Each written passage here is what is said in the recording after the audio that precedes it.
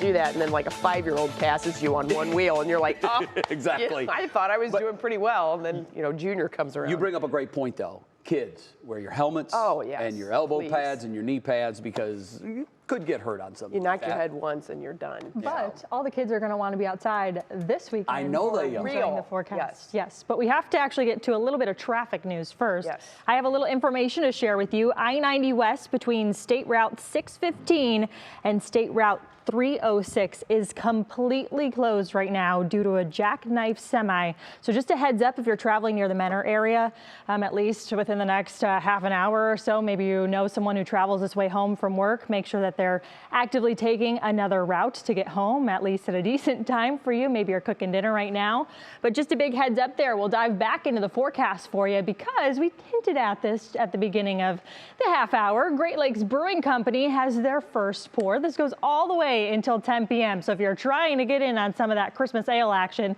because this is the 30th anniversary of that, 40 degrees is going to be the thing as we head through the evening. Locked in by cloud cover, and a stray shower is still possible. But the cool air, this is really the last day we are hunkered down by all of the chilliness across Northeast Ohio, as this big swirling system is just going to push out of here as we head through the night. So there's going to be a silver lining to the forecast.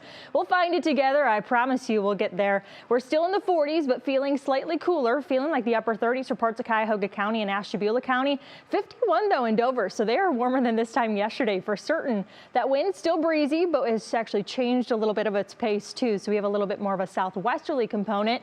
The southerly component to that will help us aid in warming over the next couple of days. I mentioned a few light showers through parts of Lake and Ashtabula, even back near Erie and Huron County. We are still locked in by cloud cover that will start to part as we head through the rest of this evening. Tomorrow morning we'll start with a little extra sunshine to wrap up the end of the work week here.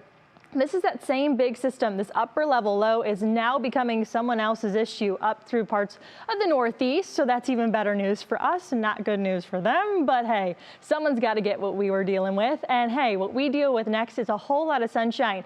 From west to east coast, there's basically nothing out here. That's over 2,000 miles of potential sunshine. We won't necessarily see sunshine for every single day in the extended forecast, but a good chunk of it, and I think it falls in tandem with the weekend, which you'll love.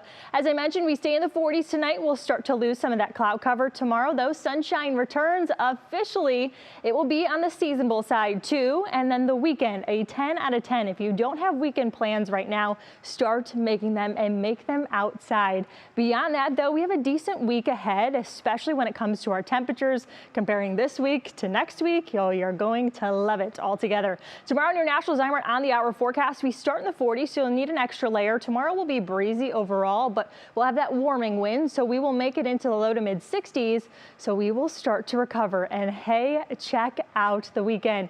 In your Union Home Mortgage extended forecast, we make it back in your 70, not only for Saturday, but also for Sunday, and we stay there for Monday, and the potential to hang out there for Tuesday is definitely there. We are trying to fine tune when a front is actually going to sweep on through early next week. So we couldn't make it 4 days closer to 70 than just 3, guys. That's awesome. And Peyton, tonight the Orion Meteor showers peak. Yes, it is. That is Halley's Comet. Do you remember Halley's Comet? Oh, yeah, absolutely. So we kind of traverse through the tail of what the sky Halley's do we Comet. look to for that? Is it Oh, north? man, constellation Orion. I would say look up, typically. We'll report back, Jay. That's so good. I mean, because I was going to look down. We knew there was I'm something not going off to say about you wouldn't.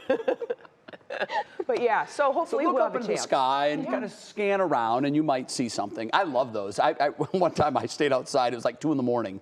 I stayed outside from 2 to 3. It was when we lived in Florida, and the sky was perfectly clear. And I was seeing one just about a minute. Yep. It was just fascinating. So cool. So Peyton, you may know this. This is the Orion meteor shower. I think I told you this, or I told Stephanie Haney earlier. So we're kind of going through the tail of the debris that was left by Halley's Comet on the inbound route.